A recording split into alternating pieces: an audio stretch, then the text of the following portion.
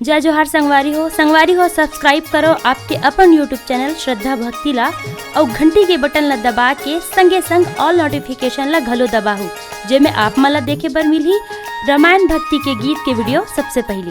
भरतो प्रिय रामचंद्र की जय।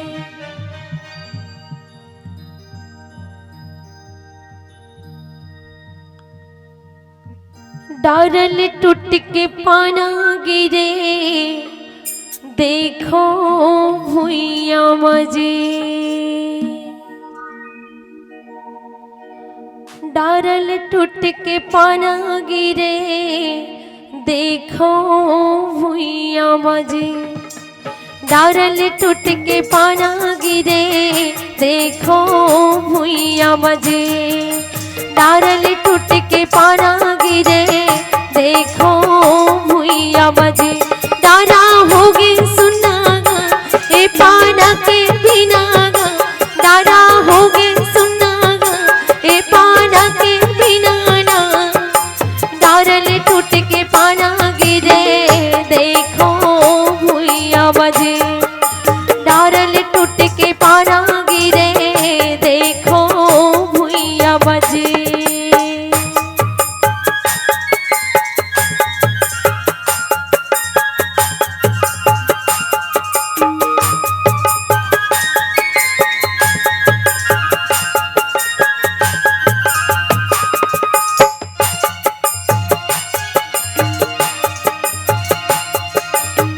जय हो प्रभु।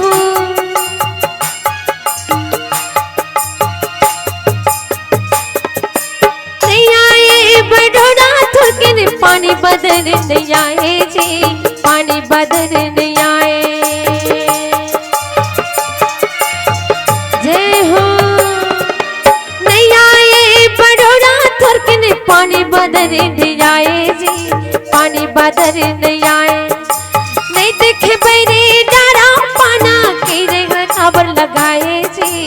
काबर तेल लगाए एना गुनो जानो जी। एना सुनो देखो जी।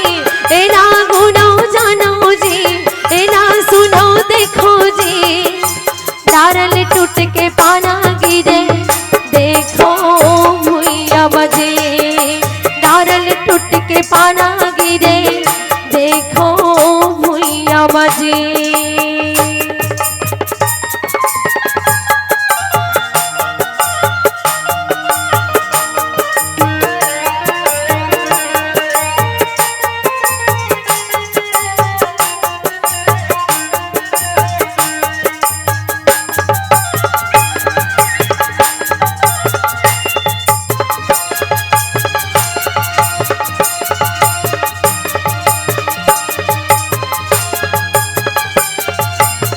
जय हो प्रभु। नहीं कोनो मरे हाँ इही माटी बजाही जी। इही माटी बजाही।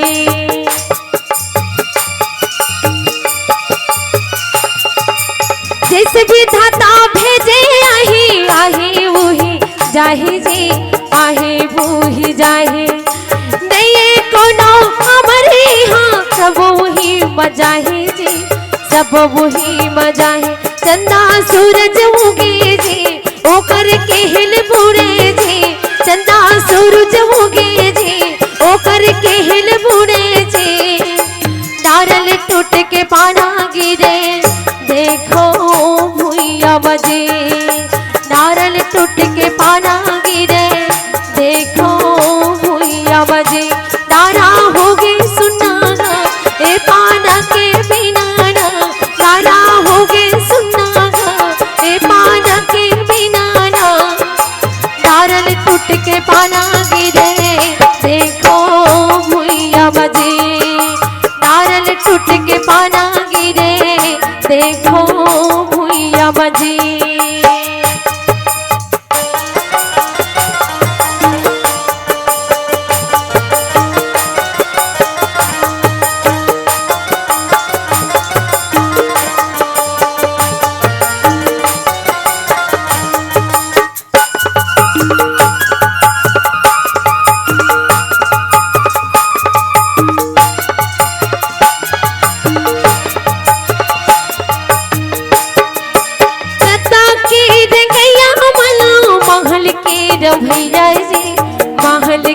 रवैया।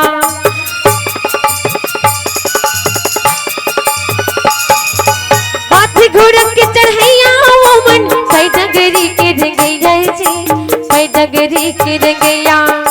रता के रंगैया कबो महल के रवैया जी, महल के रवैया। हाथी घोड़ा के चढ़ैया वो मन कई डगरी के रंगैया जी, कई डगरी के रंगैया। चंदा हुए सूरज जी ओकर के हिल बुड़े जी, चंदा सूरज उगे जी ओकर के हिल बुड़े जी। तारल टूट के पाना गिरे देखो भुइया बजे, तारल टूट के। सच बात है संत, विचार करके देखो कितनी सुंदर बात है संत मन लिखे हैं।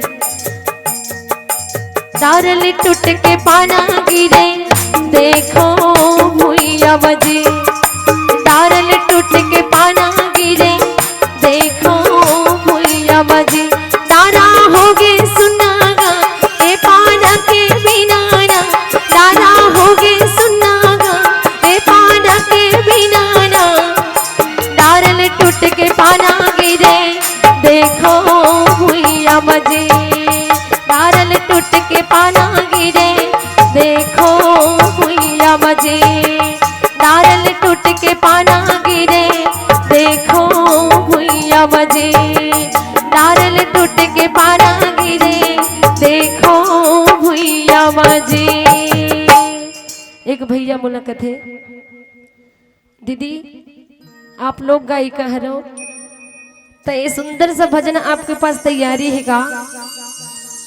तैयारी तो नहीं है भैया, पर सुने हो आप एक इतना सुंदर गीत ला आप बोले हो तो मैं मंच में जरूर प्रयास करूँ करके एक गीत ला आप मन के बीच रखे हो। महतारी हो यदि मोर से कहीं टूटी हो सो ही तो अपन बेटी अपन बहनी समझ के मोला बताए के प्रयास करो।